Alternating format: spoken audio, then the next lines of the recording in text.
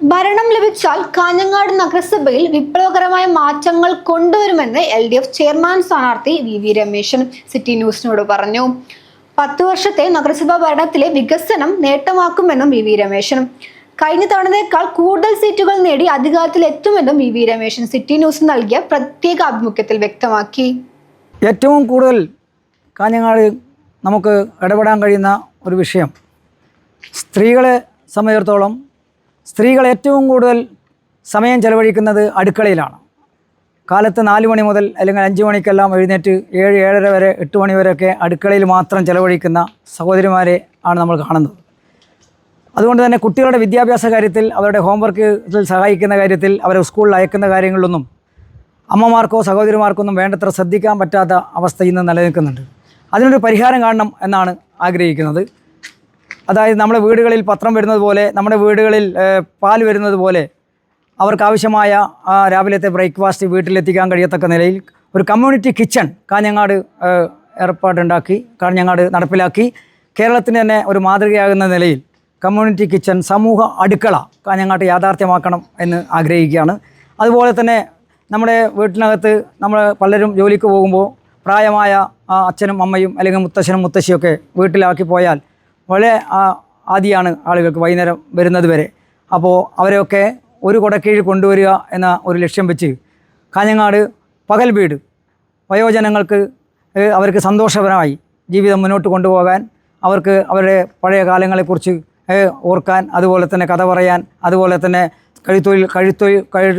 കൈത്തൊഴിൽ അറിയുന്നവർക്ക് അതിനാവശ്യമായ സംവിധാനം ഒരുക്കാൻ, അങ്ങനെ പകൽ മുഴുവൻ അവർ വളരെ സന്തോഷത്തോടു കൂടി കഴിയത്തക്ക നിലയിലേക്ക് വയോജനങ്ങളെ രാവിലെ വീട്ടിൽ നിന്നും കുട്ടികളെ നഴ്സറി അയക്കുന്ന പോലെ തന്നെ കൊണ്ടുവന്ന് വൈകുന്നേരം വീട്ടിലെത്തിക്കാൻ കഴിയത്തക്ക നിലയിലേക്ക് കാഞ്ഞങ്ങാട് പകൽ വീട് ഒരു മാതൃകയാക്കി കേരളത്തിന് സമർപ്പിക്കണം എന്നാണ് ആഗ്രഹിക്കുന്നത്.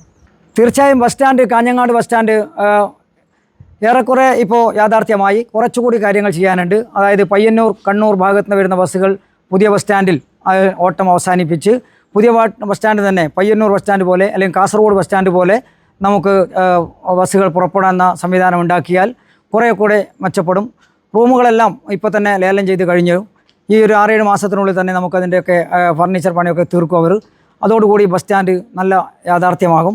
ബസ് സ്റ്റാൻഡിൻ്റെ പടിഞ്ഞാറേ ഭാഗത്തുള്ള ആ ബ്ലോക്ക് മോടി പിടിപ്പിച്ച് ഇപ്പോഴത്തെ നഗരസഭാ കാര്യാലയം ഒരു സെക്രട്ടേറിയറ്റ് പാർലമെൻറ്റ് മോഡൽ ആക്കി അതിനെ പൂർണ്ണമായിട്ടും നമ്മുടെ നഗരസഭാ കാര്യാലയം ബസ് സ്റ്റാൻഡിലേക്ക് മാറ്റണം എന്നാണ് ആഗ്രഹിക്കുന്നത്. അതിൻ്റെ പ്രവർത്തനം ആരംഭിക്കും. ഗതാഗത സംവിധാനം പൂർണ്ണമായും പാർക്കിംഗ് ഫീസ് ഈടാക്കിക്കൊണ്ട് കുറേയേറെ സ്ത്രീകൾക്ക് തൊഴിൽ കൊടുക്കാൻ കഴിയത്തക്ക നിലയിലേക്ക് പാർക്കിംഗ് ഫീസ് പിരിക്കും കാഞ്ഞങ്ങാട് പട്ടണത്തിൽ. അപ്പോൾ അവിടെയും ഇവിടെയൊക്കെ ആളുകൾക്ക് തോന്നിയ പോലെ വാഹനം കൊണ്ട് പാർക്ക് ചെയ്യാൻ വേണ്ടി പറ്റില്ല. നിശ്ചിത സ്ഥലം നിശ്ചയിക്കുക. എവിടെയാണ് ഓരോ വാഹനങ്ങളും, 2 വീലർ എവിടെയാണ്, അതുപോലെ തന്നെ മറ്റു വാഹനങ്ങൾ എവിടെയാണ്, അതുപോലെ തന്നെ ടാക്സി വാഹനങ്ങൾ എവിടെയാണ് എന്നൊക്കെ കൃത്യമായി തരംതിരിച്ച് ഒരു സാധാരണ മുമ്പ് വന്നപ്പോൾ വിശേഷ നാളുകളിൽ തിരക്ക് പിടിച്ചപ്പോൾ നമ്മളത് ഏറെക്കുറെ ചെയ്തതാണ്. അതിനെ ചുവട് പിടിച്ചുകൊണ്ട് ഇക്കുറി ഒരു 6 മാസം കൊണ്ട് തന്നെ കാഞ്ഞങ്ങാടിൻ്റെ ട്രാഫിക് പ്രോബ്ലം പൂർണ്ണമായിട്ടും പരിഹരിക്കാൻ കഴിയും എന്ന് തന്നെയാണ് എൻ്റെ വിശ്വാസം. കാഞ്ഞങ്ങാട്ടെ റോട്ടറി, ലയൺസ്, മറ്റ് സന്നദ്ധ സംഘടനകളെല്ലാം കൂടെ നിൽക്കും. അവരുടെയൊക്കെ സഹായങ്ങൾ മുമ്പ് ഉണ്ടായിട്ടുണ്ട്, ഇനിയും ഉണ്ടാകും എന്ന് തന്നെയാണ് ഞാൻ പ്രതീക്ഷിക്കുന്നത്. എല്ലാവരും കൂടി കാഞ്ഞങ്ങാടിനെ ഭരിക്കുക എന്നതാണ് ഉദ്ദേശിക്കുന്നത്. എല്ലാവരും ഇടതുപക്ഷത്തോടൊപ്പം ചേർന്ന് നിൽക്കുക. അഴിമതിയില്ലാത്തൊരു ഭരണം, സ്വജനപക്ഷപാതമില്ലാത്ത ഭരണം, കാഞ്ഞങ്ങാടിൻ്റെ ജനം ആഗ്രഹിക്കുന്ന ഭരണം, അതാണ് ഇടതുപക്ഷം മുന്നോട്ട് വെക്കുന്നത്. സമ്പൂർണ്ണ ഭവന പദ്ധതി നടപ്പിലാക്കുന്ന നഗരസഭ എല്ലാം മുന്നോട്ട് കൊണ്ടുപോകാൻ എല്ലാവരുടെയും സഹായ സഹകരണം ഉണ്ടാകണമെന്ന് അഭ്യർത്ഥിക്കുന്നു.